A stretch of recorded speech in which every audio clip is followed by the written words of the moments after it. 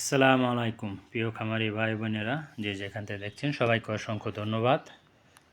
তো আজকে চলে গেলাম সেই ছোট বোনের বাসায় তার ফার্মটা দেখার জন্য। তো এই যে শুরুতে দেখেন কিছু গরু। আপনার এই যে গরুগুলি আমি আনছিলাম গত মাসের 9 তারিখে, 4টা গরু। এই যে একটা, এই যে একটা, এই যে কালোটা, আর তারপরে কালোটা, তারপরে লালটা, এই সাইডের 4টা গরু আমি 60,000 টাকা করে আনছিলাম, এভারেজে 60,000 টাকা করে।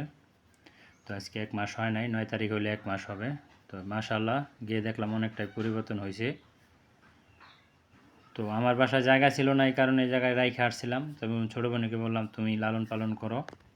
তো এই যে গরুটা দেখেন, এই গরুটা আপনার 36,000 টাকার একটা গরু। তো এটা একটা কুরবানির গরু, এটা 36,000 টাকা। আর এই যে গরুটা দেখেন 3.5 মাস হয়েছে, এই গরুটা লাল গরুটা কিনা আপনার 70,000 টাকা, 1,000 টাকা খরচ, 71,000 টাকা। তো মাশাআল্লাহ অনেকটা পরিবর্তন হয়েছে এবং অনেকটা হৃষ্টপুষ্ট হয়েছে।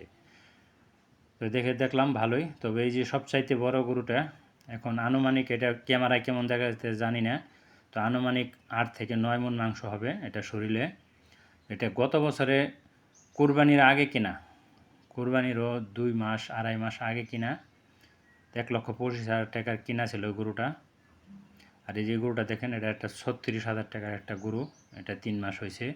তো মাশাআল্লাহ অনেক সুন্দর পরিবর্তন হয়েছে, ভালো একটা মোটা তাজা হয়েছে। তো ঘুরে ফিরে সবগুলি গরুই দেখলাম, তো মাশাআল্লাহ অনেকটাই পরিবর্তন হয়েছে বা অনেকটাই সুন্দর হয়েছে। তো সবাই দোয়া করবেন আমার ছোটো বোনের জন্য। আসসালামু আলাইকুম।